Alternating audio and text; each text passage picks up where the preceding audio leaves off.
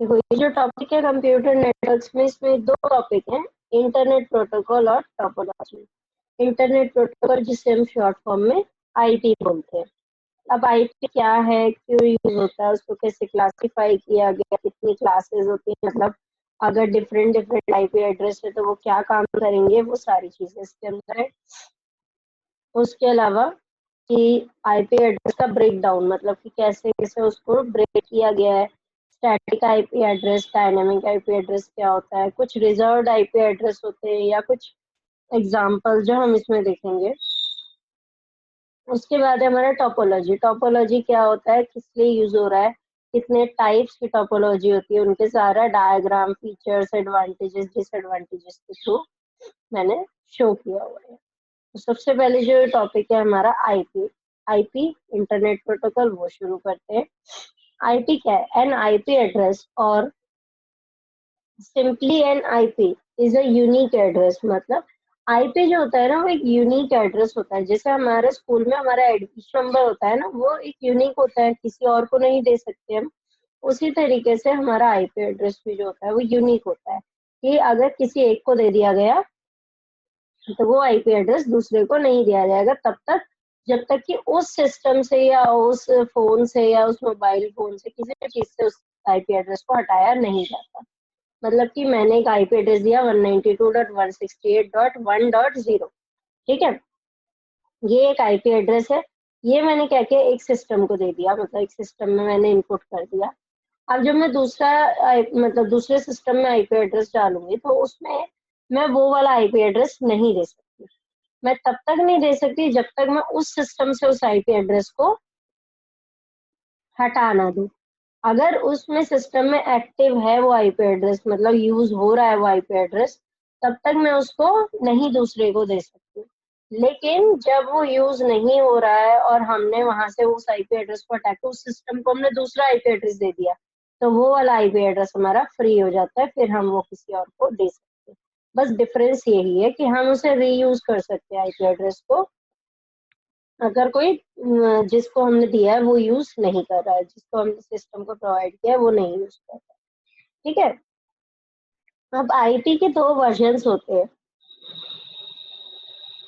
Versions मतलब कि क्यों, मतलब वो टाइप्स भी बोल सकते हो, कि मतलब हमारा आईपी एड्रेस है वो दो टाइप्स में डिवाइडेड है, जैसे IPv4 एंड IPv6। IPv4 और IPv6 होता क्या है, इसकी फुल फॉर्म है IP version internet protocol version 4 और इंटरनेट प्रोटोकॉल वर्जन 6।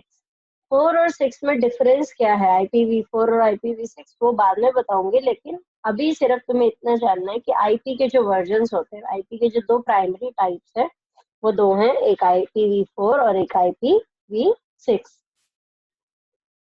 तो जहां पे हमें IPv4 की जरूरत होती है हम IPv4 यूज करते हैं, जहां हमें IPv6 की जरूरत होती है हम वहाँ IPv6 यूज करते हैं, ठीक है। अब जो हमारा आईपी होता है उसकी रेंज होती है 1 से लेकर 250, 0 to 255, लिख देती हूँ।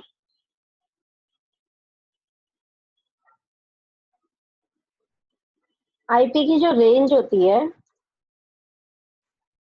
वो 0 to 255 होती है, ठीक है। और जो क्लासेस है उसकी A, B, C, D और E, ये है, मतलब A to E क्लास में वो डिवाइडेड है। अब A to E क्लास में जैसे डिवाइडेड है वो, तो उनकी जो रेंज होगी, मतलब उन क्लासेस की जो रेंज होगी वो 0 से 255 के बीच की होगी। मतलब जैसे 1 से लेकर 126 का जो आईपी एड्रेस होगा वो क्लास ए का होगा। 127 8 से लेकर 27 क्यों नहीं वो बताती हूँ, 128 to 191 इसका होगा, ठीक है। 192 to 223 इसमें होगा, ठीक है। 224 to 239 इसमें होगा। 240 to 254, 54 इसलिए क्योंकि 1 से स्टार्ट किया है, वैसे 55 ही आता है यहाँ पे, ठीक है। तो क्लास ए की अगर रेंज पूछी जाएगी, मतलब अगर मेरे को एक एग्जांपल दिया गया कि ये 198.168 124.9.10 डॉट करना है। ये आईपी एड्रेस पहचानो कि किस क्लास का है। तो सबसे पहले आपको पहचानने के लिए सिर्फ इसका जो फर्स्ट वर्ड है ना, मतलब फर्स्ट नंबर जो है इसका, ये फर्स्ट वाला जो नंबर है इसको आइडेंटिफाई कर लो किस क्लास में आ रहा है। तो 198 मेरा किस क्लास में आता है? सी क्लास में आता है। ठीक है, तो ये आईपी एड्रेस मेरा किस क्लास का हो जाएगा? सी क्लास का हो जाएगा। तो ये किसका है? सी क्लास का आईपी एड्रेस है। ठीक है, अब मेरे पास एक और एग्जांपल है। मैंने कहा 255.255.255 255, ये कौन से ग्रुप का आईपी एड्रेस है? तो ये आप बताओगे ये ई ग्रुप का आईपी एड्रेस। ठीक है, तो इस तरीके से आईपी एड्रेस की क्लासेस और उनकी रेंज को स्पेसिफाई किया जाता है। वही यहाँ पे लिखी हुई है हमारी, ये जो रेंज लिखी हुई है, ये दिख रही है, ये रेंज वही है। मतलब कि इसमें ना हमारे जो लास्ट की 3 डिजिट्स दी हुई हैं वो भी बता रखी हैं कि वो 0 to 255 हो सकती है। इसीलिए मैंने बोला सिर्फ आपको फर्स्ट वाला जो नंबर है उसको चेक करना है, क्योंकि बाद की जो डिजिट्स है वो 0 to 255 के बीच की कोई भी नंबर हो सकते हैं। ठीक है, यहाँ लिखा है ना जैसे 0 से 255, 0 255, और अगर 1 से लिखा हुआ है तो 254। तो ये चीजें हमें इसमें दे रखी है। तो इस तरीके से क्लास को आइडेंटिफाई हम करते हैं। बता रही हूँ मैं इसको। अब जो है हमारा वो ये है पहला क्लास ए। इसमें जो 1 से लेकर 126 दिया हुआ है, या 0 to 125 भी बोल सकते हो, कुछ भी बोल सकते हो रेंज। तो 1 से लेकर 256 126 तक जितने भी नेटवर्क्स आएंगे या जितनी भी चीजें आएंगी वो सब क्लास ए के अंदर आएंगी।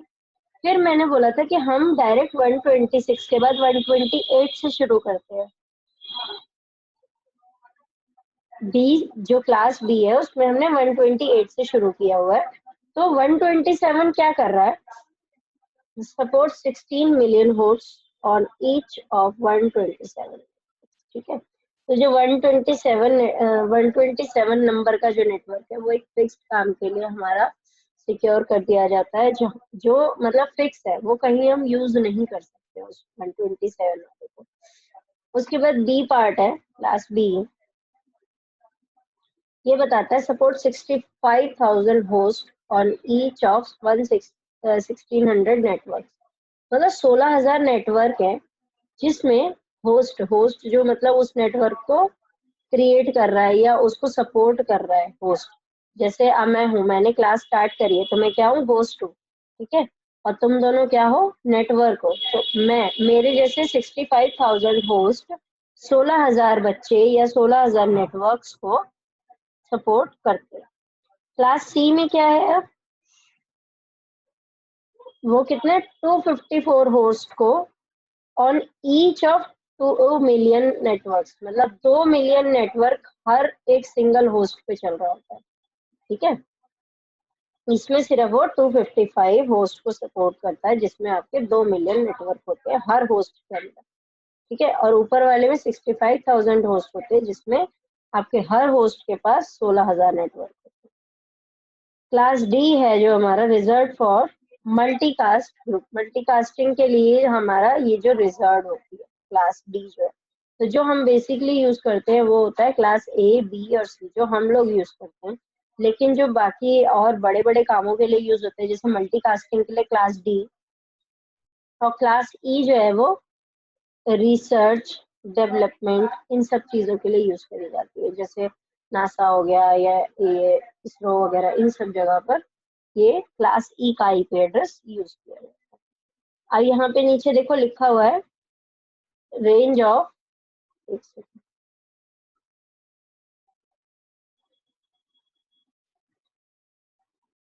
लिखा है ना रेंज 127.xxx लिखा हुआ है, मतलब वहाँ कुछ भी हो सकता है, इज आर रिजर्व्ड फॉर ऐसे दिखेगा,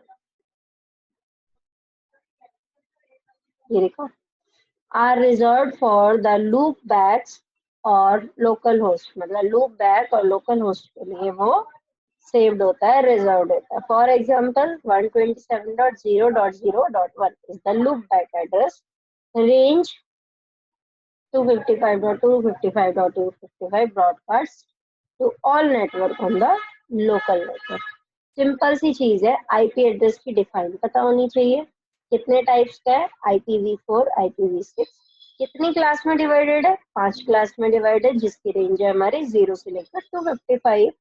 फिर उन क्लासेस की रेंज क्या है, तो वो मैंने अभी बताई, 1 से 126, 128 से 191, 192 से 21, 223, 224 से 239, 240 से 254, और लास्ट में लिख दो 127 जो होता है हमारा, जो 127 रेंज का आईपी एड्रेस होता है वो हमारा लूप है क्या लोकल होस्ट के लिए हमारा क्या बोलते हैं इसको, रिजर्व होता है। ठीक है,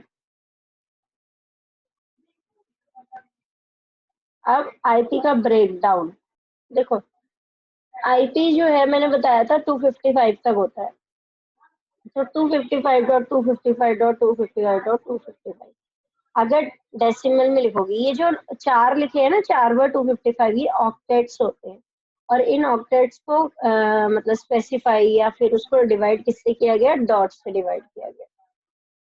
जो ये 255 है ना,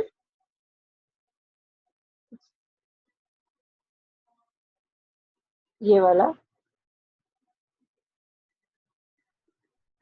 ये 255.255.255, ये चार ऑक्टेट्स है। ठीक है, ऊपर लिखा भी हुआ है, every IPv4 is break down into 4 octet, which is another name for bytes, and translate into binary to represent the actual IP address. The table given below looks at the IPv4 address 255.255.255।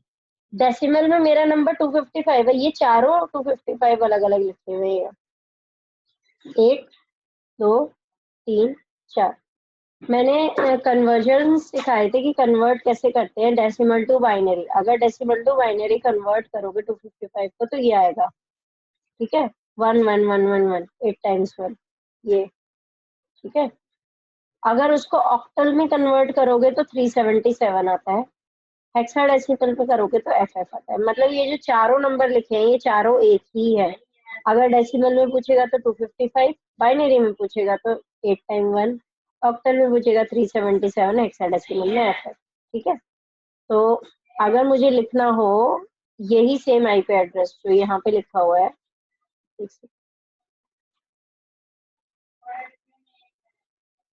ये वाला जो IP address यहाँ लिखा हुआ है ना, इसको अगर मुझे कहा जाता है बाइनरी में लिखो, तो मैं बाइनरी में कैसे लिखूंगी इसको, इस तरीके से 1 2 3 4 5 6 7 8, ठीक है, डॉट 1 2 3 4 5 6 7 8, डॉट 1 2 3 4 5 6 7 8, डॉट 1 2 3 4 5 6 7 8।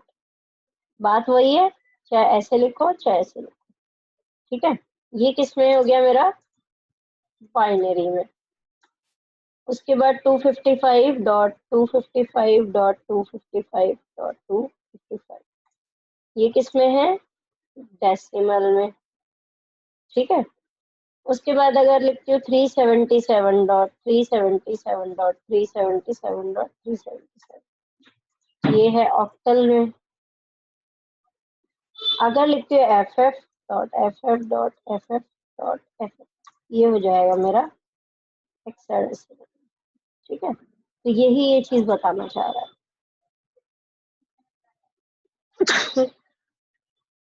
स्टैटिक और डायनेमिक आईपी एड्रेस, हमने आईपी एड्रेस पढ़ लिया कि है क्या, आईपी एड्रेस किस लिए यूज हो रहा है, क्या काम कर रहा है, कैसे कैसे डिवाइड हो रहा है। अब स्टैटिक और डायनेमिक आईपी एड्रेस वो होते हैं, देखो स्टैटिक का मतलब होता है फिक्स्ड, जब तक तुम उसको कुछ नहीं करोगे वो वैसा ही रहेगा। ठीक है, और डायनेमिक एड्रेस होता है जो अपने आप टाइम टू टाइम चेंज होता रहता है। ठीक है, अगर तुमने किसी आईपी एड्रेस को स्टैटिस्टिकली मतलब स्टैटिकली उसको डिफाइन किया है तो क्या करोगे, वो जब भी आप चेंज करोगे उसका आईपी एड्रेस तभी वो चेंज होगा, अपने आप वो कभी भी चेंज नहीं होगा।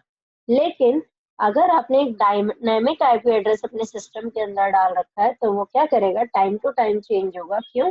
इसलिए सिक्योरिटी पर्पज से, ताकि जो उसका सिस्टम की सिक्योरिटी है वो बनी रहे। मान लो किसी को आईपी एड्रेस पता चल गया तो वो क्या होगा, उसको सिस्टम को हैक कर सकता है, कुछ भी कर सकता है। तो इसीलिए वो क्या करता है, dynamic IP address time to time change करता रहता है, ताकि जो हैकर्स है, जो क्रैकर्स हैं, कोई भी हो, वो उसको हार्म ना कर सके। ठीक है, इसीलिए हमारे ये स्टैटिक और डायनामिक आईपी एड्रेस बनाए। ये कुछ आईपी एड्रेस है, उनके यूसेस दे रखे हैं जितने भी, ये आप पढ़ सकते हो।